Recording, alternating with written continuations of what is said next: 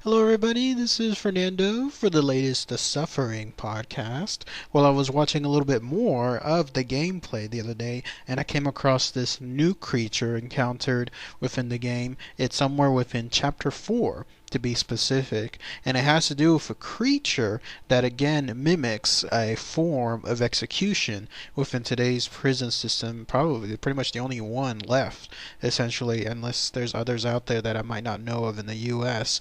But otherwise, it has to do with this. You're looking at this creature here, very prominent within the game and also within much of the Suffering marketing. It has, if you look at any of the marketing for the game, it always has a mainstay on either the cover art, on the ad, or whatever is the case in terms of the marketing. It has to do with the creature known as the Mainliner. So let's go ahead, let's talk about all the information associated with this truly grotesque creature. So what is this Mainliner? Well, as I just mentioned, yes, it is absolutely probably the most grotesque creature of all within the game itself. It's a creature that looks humanoid, but only in the sense that it has, like the usual, the head, the neck, the legs, the arms, anything along those lines. But that's about the closest representation of it. What truly makes it just grotesque is the fact of how it's designed. Again, big kudos to the team there at Stan Winston for truly creating a very, very unique creature.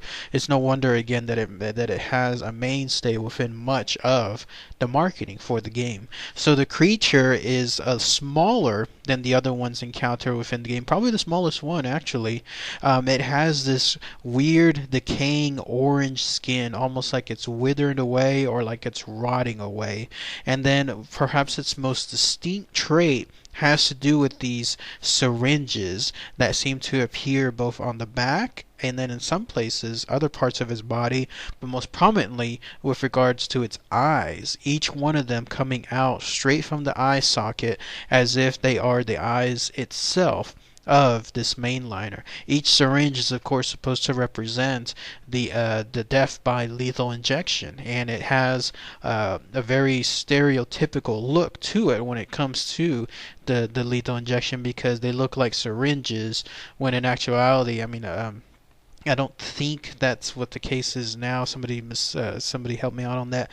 But I think they go through another method. Like it's more on the lines of let's say a long tube that gets placed into the arm rather than, let's say, an actual syringe. But in any case, for all intents and purposes, this is the way that the game represents the lethal injection. And it also has another, I guess, characteristic to it that's extreme, in the sense that whatever is within the syringe, this lethal item, it's glowing green, like it has almost like a radioactive look to it. It just absolutely stands out with the way it's protruding from the creature with that sickly glowing green color to it. Also, the game does a fantastic job of leading up to this Mainliner, because you start seeing very little by little its presence. You start seeing almost cameo appearances of it. For example, there's this puddle of green stuff that you start seeing. Almost looks like that blood from the Predator movies.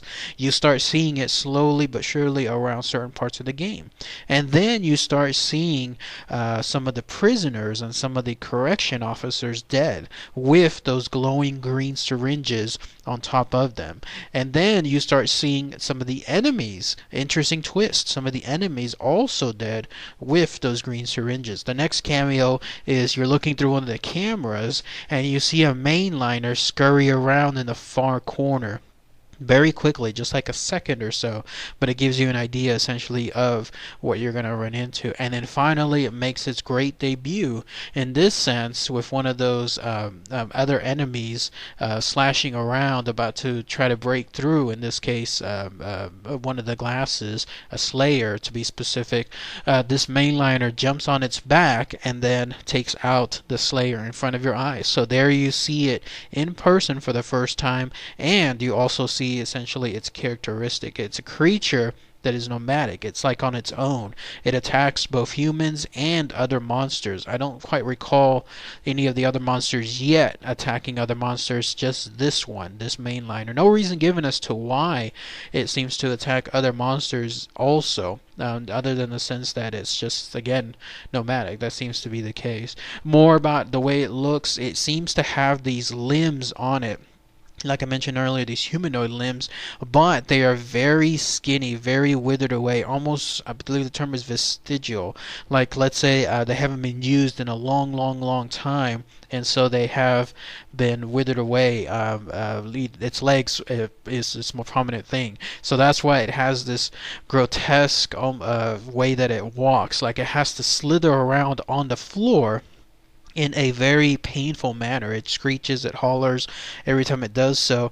And the main doctor, the bad guy within the game, he also surmises that there's a chance that when it does so, it's because this lethal stuff that's within it causes pain every time it moves. So, in other words, every time it's alive, every single waking moment, it's always in pain. Again, a great representation of, in this case, lethal injection.